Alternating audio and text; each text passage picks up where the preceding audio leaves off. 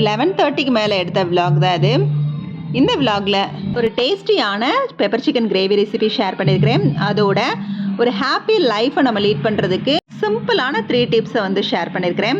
வீடியோக்குள்ளே போகிறதுக்கு முன்னாடி என்னோட வீடியோ வந்து உங்களுக்கு யூஸ்ஃபுல்லாக இருக்குதுன்னு நினச்சிங்கன்னா கண்டிப்பாக வந்து லைக் கொடுக்க மறந்துடாதீங்க. நீங்கள் கொடுக்குற ஒவ்வொரு லைக்கும் என்னை ரொம்பவே என்கரேஜ் பண்ணி மோட்டிவேட் பண்ணுற மாதிரி இருக்கும். அதோட நம்ம சேனலை சப்ஸ்கிரைப் பண்ணவும் மறந்துடாதீங்க. அது மட்டும் இல்லாமல் இந்த வீடியோவில் ஏதாவது நிறைக்குறை இருந்தாலும் கமெண்ட்டில் சொல்லுங்கள்.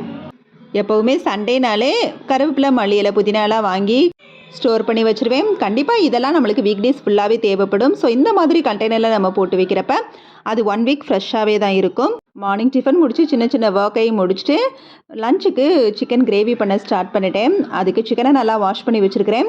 1/2 கிலோ சிக்கன் அளவு தான் இருக்கும். ஸோ அதுக்கு தேவையான அளவு மசாலா தான் நான் அரைக்க போகிறேன். தேங்காய், ஒரு வத்தல், கொஞ்சமாக சோம்பு, கசகசா, ஒரு பட்டை, 1 கிராம்பு, ஒரு அன்னாச்சி பூ, இதெல்லாம் வந்து நல்லா மிக்சர் ஜாரில் தண்ணி ஊற்றி வலுவலுன்னு அரைச்சிக்கிட்டாச்சு. இஞ்சி பூண்டு பேஸ்ட்டுமே நான் வந்து ஃப்ரிட்ஜில் ஸ்டோர் பண்ணி வச்சுருக்கிறேன். எப்போவுமே வந்து ஒரு 4 டேஸ்க்கு அளவாக நான் வந்து அந்த வீக் தேவைப்படுதுன்னா இஞ்சி பூண்டு பேஸ்ட்டு வந்து அரைப்பேன். ஸோ அந்த மாதிரி அரைச்சது வந்து எனக்கு இருக்குது. அதிகமாக நான் அதை வந்து ஃப்ரெஷ்ஷாக தான் அரைச்சி வச்சுக்குவேன். கிரேவி வைக்கிறதுக்கு ஒரு பேனில் எண்ணெய் ஊற்றி நான் 2 எண்ணெய் சேர்த்துருக்கிறேன், நல்லெண்ணெயும் கடலெண்ணெயும். இப்போ எண்ணெய் காய்ஞ்சதுக்கு அப்புறமா அதோட சோம்பு, பட்டை, கிராம்பு, அன்னாச்சி பூ, பிரியாணி இலை, முந்திரி பருப்பு, ஏலக்காய் சேர்த்து பொரிஞ்சதும் பெரிய வெங்காயம் நீலவாக்கில் கட் பண்ணது இருந்துச்சு, அதையும் போட்டு ஒரு பச்சை மிளகாய் ஃப்ளேவருக்காக சேர்த்து நல்லா வதக்கி விட்டுட்டு வெங்காயம் நல்லா வதங்கினதுக்கு அப்புறமா இஞ்சி பூண்டு பேஸ்ட் சேர்த்து வதக்கி விட்டு சின்னதாக 2 தக்காளி பழம் கட் பண்ணி போட்டிருக்கேன். நல்லா வதங்கினதுக்கு அப்புறமா அரைச்சி வச்ச தேங்காய் பேஸ்ட் இதோடு சேர்த்து அதோட கொஞ்சமாக கிரேவி பொடி வந்து சேர்த்துருக்கிறேன். நான் பிரீத்தி சிக்கன் கிரேவி சேர்த்துருக்கிறேன். கொஞ்சமாக வந்து அதை சேர்த்து தேவையான அளவு உப்பு போட்டு நல்லா வதக்கிக்கலாம். கொஞ்சம் நேரம் அது எண்ணெயிலே நல்லா வதங்கட்டும். இப்போ அதோட வாஷ் பண்ணி வச்ச சிக்கன் பீஸ் எல்லாம் போட்டு நல்லா வந்து பெரட்டி விட்டுட்டு கொஞ்சமாக மல்லி இலையும் சேர்த்து நல்லா பெரட்டி விட்டுட்டு தண்ணி ஊற்றாமல் கொஞ்சம் நேரம் நல்லா மூடி வச்சு சிம்லேயே வச்சிட்டோம்னா ஒரு 5 நிமிஷம் நல்லா மசாலோட சிக்கன் வந்து கலந்துக்கும். அந்த எண்ணெயிலே நல்லா வந்து எண்ணெய் பிரிஞ்சு வர மாதிரி இருக்கும். நான் எப்போவும் அதிகமாக வந்து எண்ணெய் சேர்த்துக்க மாட்டேன். இன்னும் எண்ணெய் நல்லா தேவைனாலும் நீங்கள் சேர்த்துக்கலாம். நல்லா ஒரு 5 நிமிஷம் நல்லா வதங்குறப்பயே சிக்கனில் இருக்கிற தண்ணியும் கொஞ்சம் இறங்கிடும். ஸோ மசால் வந்து ரொம்பலாம் அடிப்பிடிக்காத மாதிரி பார்த்துக்கங்க. நல்லா வந்து 5 நிமிஷத்துக்கு அப்புறம் ஓப்பன் பண்ணி பார்த்தோம்னா அப்படியே தண்ணி வந்து கொஞ்சம் இறங்கி நல்லா கொஞ்சம் எண்ணெய் பிரிஞ்சு வந்திருக்கும். இன்னும் நல்லா நிறைய எண்ணெய் சேர்க்குறவங்களுக்குலாம் இனிமேல் நல்லா எண்ணெய் பிரிஞ்சு வர்றது தெரியும்.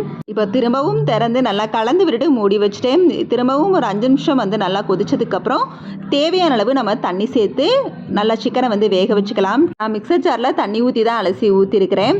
கொஞ்சமாக தான் சிக்கனுங்கிறதுனால கொஞ்சமாக தண்ணி சேர்த்துருக்கிறேன். நான் கிரேவி கன்சிஸ்டன்சி வேணுங்கிறதுக்காக அதுக்கு தேவையான அளவு தண்ணி சேர்த்துருக்கிறேன். உங்களுக்கு கிரேவி வேணாம் அப்படின்னா அது வந்து சிக்கன் மட்டும் போதும் அப்படின்னா நல்லாவே வந்து அதை வற்ற விட்டுருங்க. இப்போ பார்த்தீங்கன்னா கொஞ்சம் நேரம் கழித்து ஓப்பன் பண்ணி பார்த்தோம்னா இந்த அளவுக்கு வந்து வற்றி வந்திருக்குது.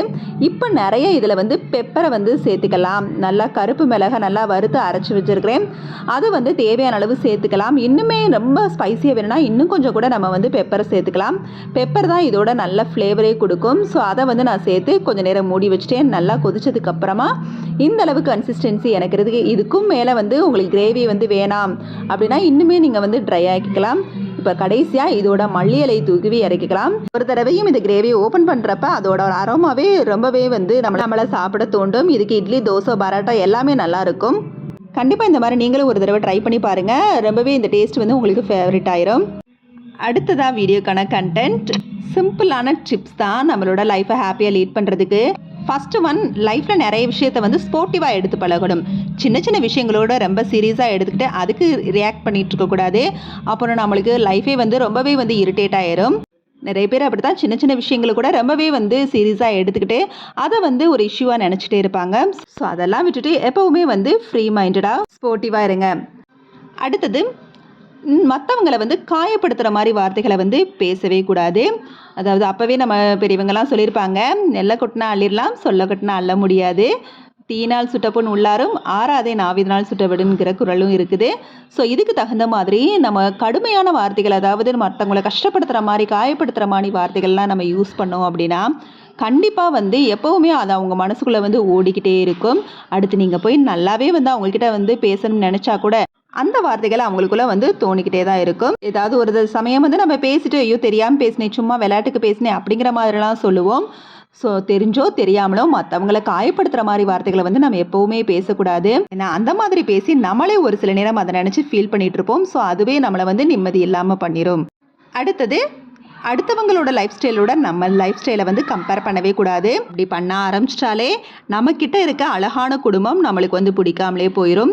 நம்மளை மாதிரி எல்லாரோட லைஃப்பும் அமையாது, மற்றவங்கள மாதிரி நம்ம லைஃப்பும் அமையாது. அப்படிங்கிற மாதிரி நம்மளுக்கு கிடைச்சதை வச்சு நம்மளுக்கு இருக்கிற குடும்பம் அழகான குடும்பம், அதை நம்ம எப்பயும் மிஸ் பண்ணிடக்கூடாது. அதில் வந்து எப்போவுமே சந்தோஷமாக நம்ம வந்து இருக்கணும்.